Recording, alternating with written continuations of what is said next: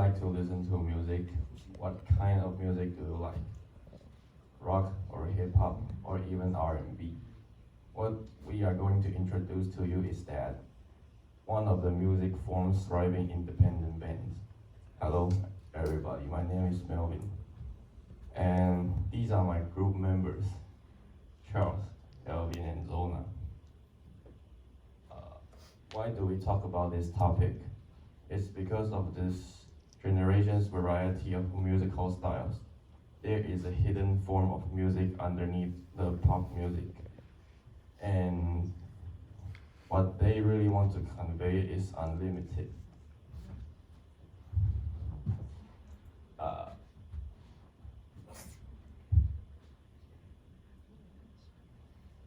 Our motivation and purpose is based on the passion of independent music, and we want to let more people know about independent music. This world is full of kinds of music, including rock and classical, all kinds of music, and independent music is on the rise. Although there may not be many people like them and understand independent music, we will use our ways to let you guys know more about indie music.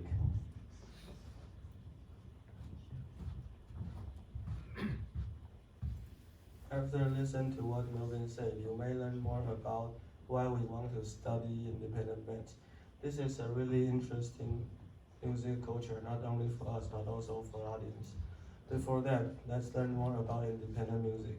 I'm going to tell you the origin of independent bands and how it started. Independent music originated in Europe in 1980 with the rise after punk. This kind of music went viral at that time, but not for long. The wave was covered by the rise of pop and hip-hop music. These days, this kind of band culture rises again. They influence the mainstream music industry of Taiwan in another way. Many indie music creators use music to criticize their unsatisfied life.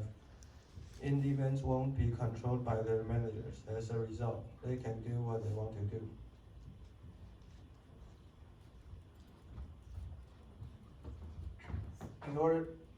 In order to know the industry better, we decided to interview a person who is in this industry, Salvin, the drummer of Easy Weeks, a famous band in Taiwan. We asked him a few questions that we thought would be useful if we wanted to know the industry better. First, we asked him about the most important differences between on-site bands and those mainstream bands. He told us that the biggest difference between those two is the contracts they sign. With a contract, those mainstream bands which sign it may be controlled and restricted on the content or music style, but the income is more stable. Some of the independent bands also sign contracts, but they only do it in particular aspects, such as performance contracts. We also asked him how to promote independent bands like them to the public who didn't know them before. He told us that the best way to promote is contact. In this generation, we can get a lot of information on the internet, and there are various platforms where we can listen to music. So if you are a music lover and you didn't know that though there are lots of talented musicians in Taiwan, how about searching Easy Weeks on the net and digging hard into this kind of music and culture? Finally, when it comes to how they would like people to view those bands, Xiaoming said that he didn't want people to separate pop music and independent music. They are both people who love music. They are just how much they are wrapped as a commercial product. So he wants people to take the attitude of enjoying music and forget about those differences between them.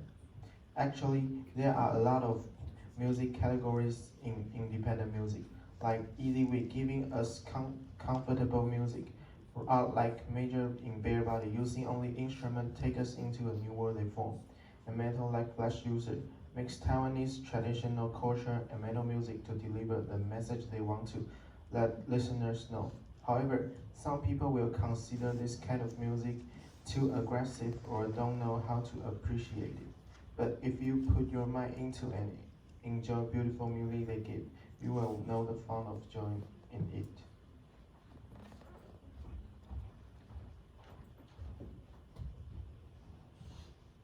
We received 111 responses, and the results will be written and analyzed by graph and charts. I will divide it into 3 parts. First, how many people are listening to indie bands? Second, what did most people think about the indie bands? Third, what are the reasons for not listening to indie bands?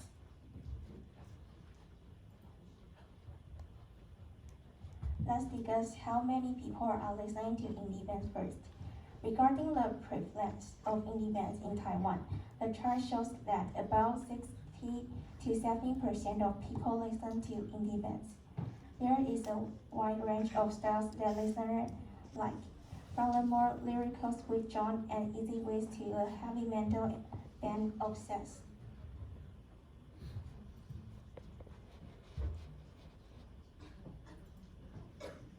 Second, asking about the differences between indie bands and side artists. Most people think that indie bands have unstable income and lack of a source. It's also different from mainstream and less concerned with national image or political stance. In addition, most people feel that most indie band members are more approachable than side artists because they are not restricted by financial company. For those who don't follow indie bands, we ask them why they don't listen to indie music. Most of them say they don't have the opportunity to learn about indie music, and indie music is rarely available on popular music apps such as KKBox, Spotify, Apple Music. So that is all for today. Hope you know more about indie bands. There is not just only popular music you can listen to. Indie band is another kind of music. Maybe you can find yourself discover the music you like in this type of music.